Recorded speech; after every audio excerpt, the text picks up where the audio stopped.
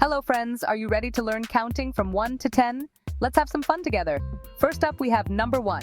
Just like one sun in the sky. Can you say 1? Good job. Next is number 2. Look at my 2 eyes. Try saying 2. Great. Now let's see number 3. I have 3 buttons on my shirt. Can you count them? 1, 2, 3, well done. Here comes number 4. I see 4 legs on my chair. Say 4 with me. Awesome. Next is number 5. Look at my hand, I have 5 fingers. Let's count them together. 1, 2, 3, 4, 5. Perfect. Now it's time for number 6. Look at this hexagon, it has 6 sides. Try saying 6. Fantastic. Number 7 is next. There are 7 colors in a rainbow. Can you say 7? Great job.